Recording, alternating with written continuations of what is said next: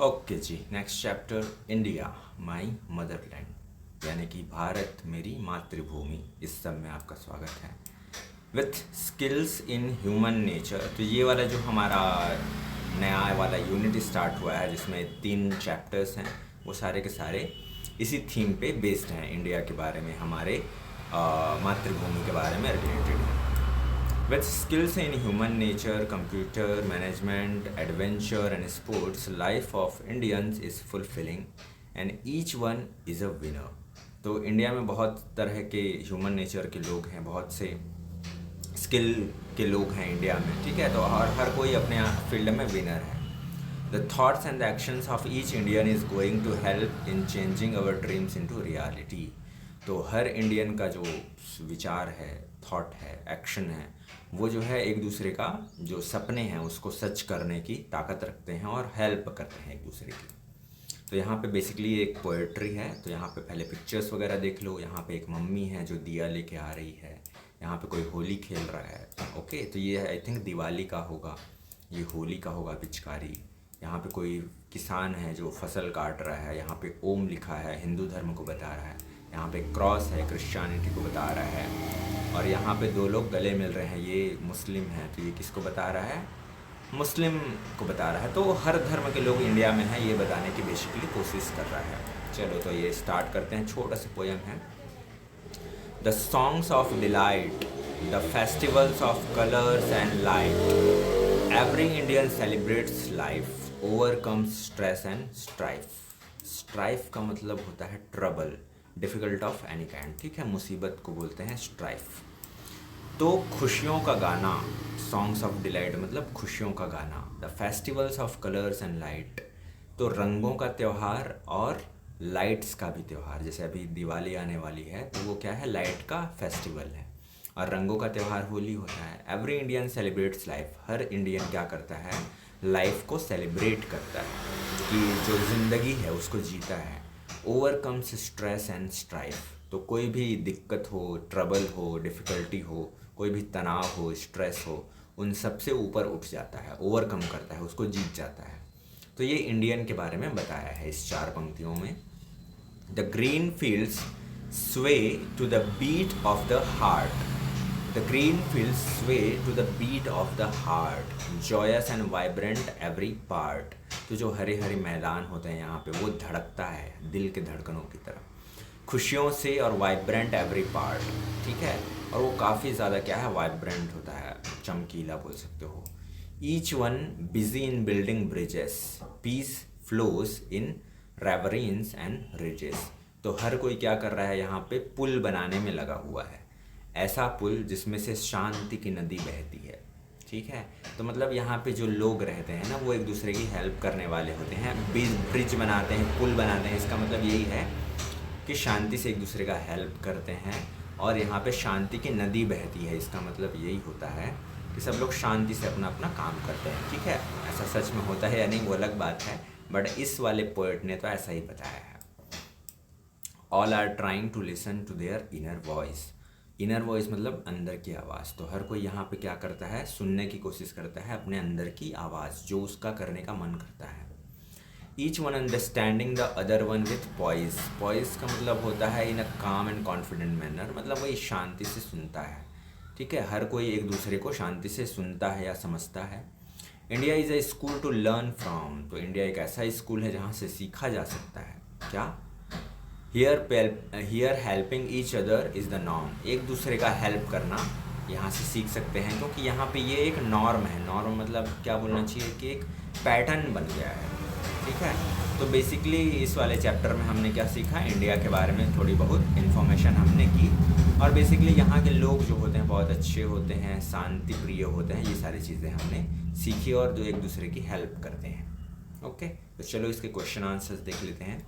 तो India my Motherland ये वाले चैप्टर का क्वेश्चन आंसर करेंगे। उससे पहले यहाँ पे इस यूनिट के स्टार्टिंग में कुछ दिया था क्वेश्चन आंसर। यहाँ पे क्या दिया था? Where are the following forts. तो वहाँ पे कुछ क्वेश्चन पूछा था कि ये जो फोर्ट हैं, फोर्ट मतलब होता है किला, ठीक है। तो जो किले होते हैं, जैसे गोलकुंडा है, रेड फोर्ट है, ग्वालियर फोर्ट है, तो कौन से राज्य में आते हैं बेसिकली? तो यहाँ पे उसका आंसर दिया है, ये आप लिख सकते हो। गोलकुंडा फोर्ट आता है हैदराबाद, रेड फोर्ट आता है न्यू दिल्ली जिसको लाल किला बोलते हैं, ग्वालियर का फोर्ट आता है मध्य प्रदेश में। तो ऐसे आप इसके और भी आंसर्स हैं, ये सारे आंसर आप स्क्रीनशॉट लेके लिख सकते हो या पॉज करके लिख लेना। Okay, name the places marked, तो जो प्लेसेस के नाम मार्कड हैं वो यहाँ पे लिखा हुआ है, ठीक है। उस पेज में आप जाना, वहाँ पे ये आंसर आपको मिल जाएंगे इसके क्वेश्चन में। तो अब हम बिना किसी देर के स्टार्ट करते हैं पहला क्वेश्चन इस यूनिट का, इस चैप्टर का। Give 4 qualities of an Indian, तो एक इंडियन होने के नाते, एक भारतीय होने के नाते क्या क्या क्वालिटीज़ होती है एक इंडियन की। इसमें बहुत सी क्वालिटीज़ बताई हैं, तो क्या क्या क्वालिटीज़ है? 4 quality. An Indian is affectionate, बहुत प्यारा होता है। हार्ड वर्किंग, कठिन परिश्रम करने वाला होता है। गॉड फियरिंग, भगवान से डरने वाला होता है। एंड पेशेंस, धैर्यवान होता है। Second question, what does building bridges means? Building bridges मतलब एक वर्ड आया था वहाँ पे, जहाँ पे ये पोएम पढ़ रहे थे ना कि ब्रिज बनाते हैं इंडियंस जो हैं और वहाँ से शांति की नदी बहती है। तो इसका मतलब क्या है? तो इसका मतलब है building bridges means being friendly, मतलब दोस्ती यारी करना, बहुत ज़्यादा फ्रेंडली होते हैं यहाँ के लोग, ये है इसका मतलब। बिल्डिंग ब्रिजेस मतलब दोस्ती करना, ठीक है। Third, which line tells that there is a peace in the country? तो वो कौन सा लाइन है जो हमको बताता है कि हमारे देश में शांति है? इसका आंसर है peace flows in riverines and ridges, ठीक है। तो ये है वो जो शांति की नदी बहती है वाला लाइन बताया था ना, वही वाला लाइन से हमको पता चलता है कि हमारे देश में शांति है। How does each one try to understand the other person? तो यहाँ पे एक दूसरे इंसान को कैसे वो लोग समझने की कोशिश करते हैं? Answer is each person is trying to understand the other with calmness, शांति से, एकदम आराम से। कामनेस मतलब शांति से, आराम से एक दूसरे को समझने का ट्राई करते हैं।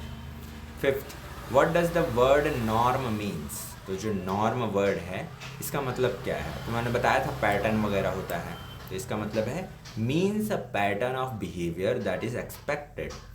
तो जो हमारी आदतें होती हैं ना, जिस तरह का हम व्यवहार करते हैं, तो एक ही तरह का व्यवहार बार बार हम करते हैं ना, तो उसी को हम नॉर्म बोलते हैं। Okay, next question is what can other countries learn from India? तो दूसरे जो देश हैं वो इंडिया से क्या सीख सकते हैं? The answer is the other countries can learn to live peacefully. तो जो दूसरे देश हैं वो लोग शांति से रहना, शांति से जीना सीख सकते हैं। ओके, लिव मतलब जीना, पीसफुली मतलब शांति से। Which word means happy? वो कौन सा वर्ड है जिसका मतलब होता है हैप्पी? तो उसका आंसर है joyous and vibrant. What does ravines means? Ravines means क्या होता है? Deep narrow valleys with steep sides. अच्छा, इसका मतलब मैंने नदी बता दिया था, तो बेसिकली आप क्या बोल सकते हो कि बहुत गहरा लेकिन बहुत ज़्यादा सकरा वैली, घाटी, जो कि नदी जहाँ से बहती है ना, कई बार तो ऐसे करके घाटी रहता है, चट्टान रहता है, बहुत कम जगह रहता है, तो उसी को ये बोलते हैं रेवराइन्स, ठीक है। With steep side, steep side का मतलब होता है कि बहुत ज़्यादा सीधा एकदम खाई जैसे रहता है ना, उसको बोलते हैं।